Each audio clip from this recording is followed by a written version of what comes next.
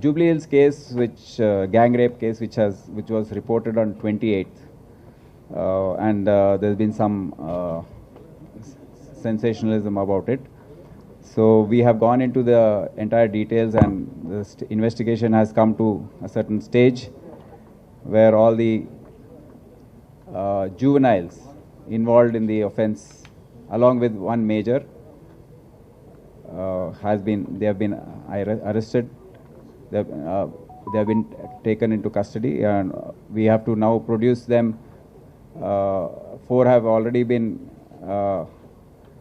produced before the juvenile home. The remaining 2 also will be produced today. This all started on March 28th with one juvenile from Bangalore wanting to host a party in this Amnesia pub, and he contacted 3 friends here, and they organized through one Osman Ali Khan. They are all minors, so they couldn't book the pub on their name. Their friend Osman Ali, who is the major, he went and booked the pub. They offered a rate of 1,200 rupees to organize the party, and on 19th, this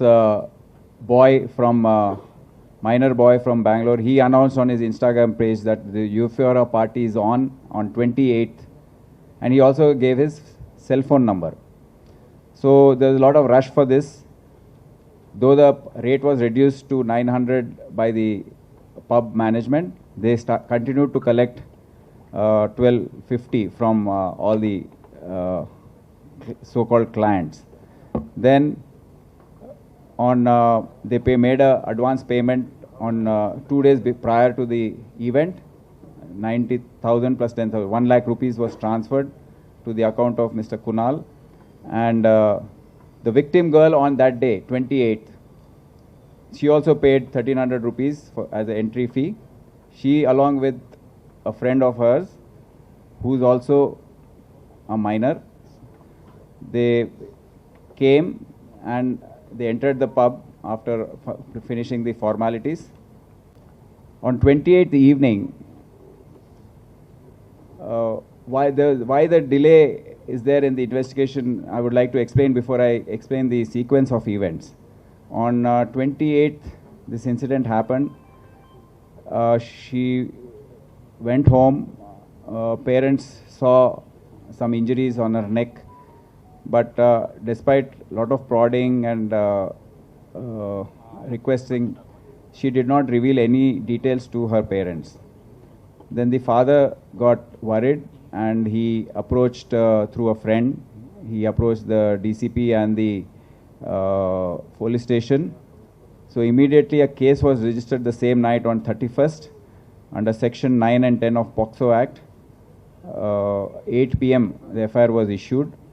Then there also she did not reveal much details. It was just a bare almost type of FIR. I mean, whatever little she could recollect, she did not know most of the accused.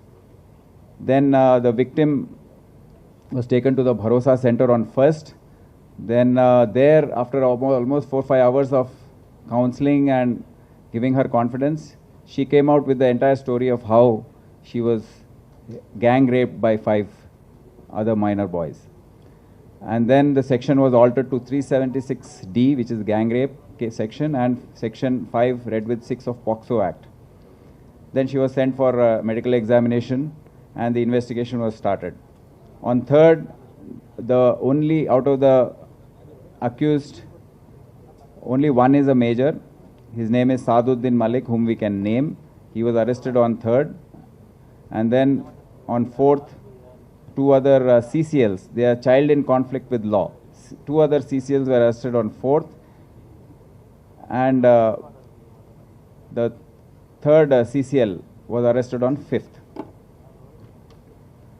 We have gone through the entire CCTV footage available in the pub, outside the building, on the main roads.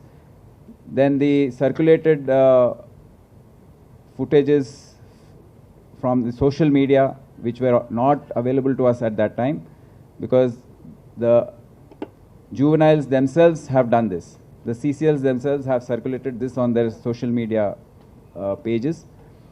And then the video footage at the bakery, Konzu bakery, where they went. So after looking at all that, we have come out with a very clear sequence of events, minute to minute, what happened on 28th. So that I have already explained, how the girl and her friend entered the pub at 1:10 p.m. and then how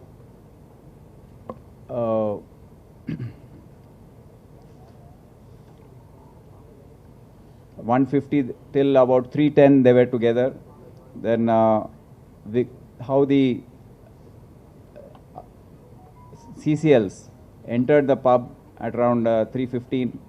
Then two of them approached her, made advances, danced with her. Then they started molesting her, which is all, some footage is available in the CCTV which we got. And then around 5:10 the first act of molestation was done in terms of kissing and embracing her and all that. Then the girls, the victim girl was with one of her friends. Both of them started feeling uncomfortable in the pub and they decided to leave. That was around 5:40 they came out. But these CCLs, along with Saduddin, they already had sensed that this girl is, I mean, they can do something, and they followed. They already looked at it, the body language looked as if they had already made the plan. Then at 5:43, they all came out. Her friend left in a cab. She was alone. They talked to her, and they all, 4 CCLs and she, the victim girl, boarded a Mercedes at around 5:43 to go to Konzu bakery. The remaining CCLs who were, in this case, entered the Vinova, and both the vehicles went to Konzu bakery. And then after that, on the way, obviously, some videos were circulated where the 4 CCLs in the car by rotation kissed her, and this was circulated by themselves through their social media pages. Then they reached the bakery at around 5:51. The victim got down from the Mercedes and got into a Innova at 5:54. Then we have a sequence of events where one of the CCL got down from the Innova and came back into the bakery. So the Innova, which is in question, which is a crime vehicle in which the gang rape happened, went with the A1, Saduddin Malik, and 4 other minor accused and the victim. It left at 6:18 p.m.